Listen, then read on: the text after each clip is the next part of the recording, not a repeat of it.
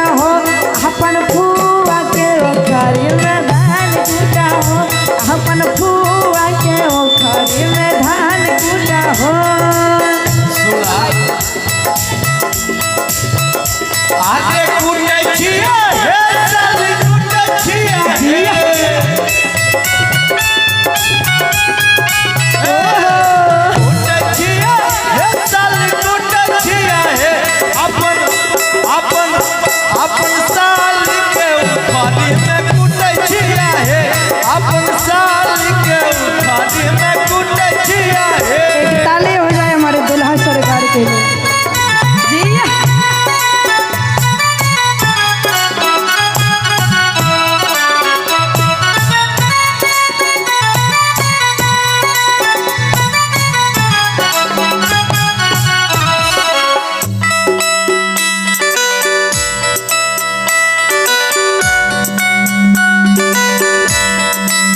धान कूटा हो दुल्हा धान कूटा हो ए हो धान कूटा हो दुल्हा धान कूटा हो अपन बहिनी के ओखरी में धान कूटा हो अपन बहिनी के ओखरी में धान कूटा हो ये आरे कूटे छिया हे साली कूटे छिया हे अच्छा कूटे छिया हे साली कूटे छिया हे अपन सास के उखाड़ी में कूटे छिया हे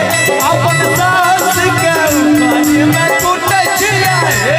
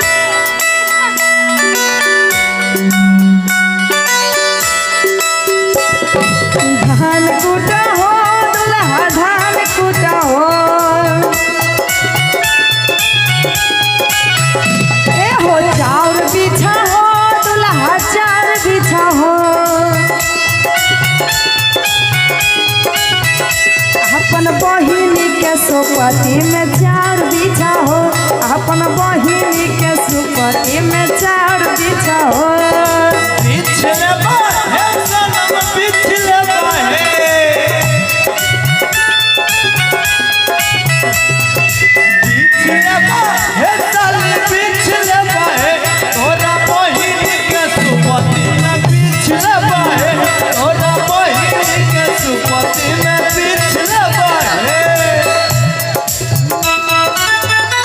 जिया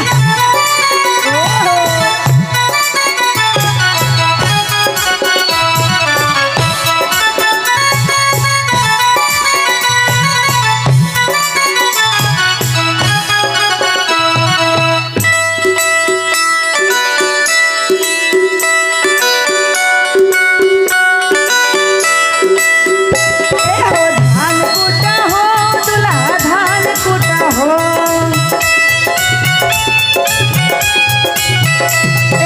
धान कूटा हो दुल्हा धान कूटा हो अपन मौसी के उखड़ी में धान कूटा हो अपन मौसी के उखड़ी में धान कूटा हो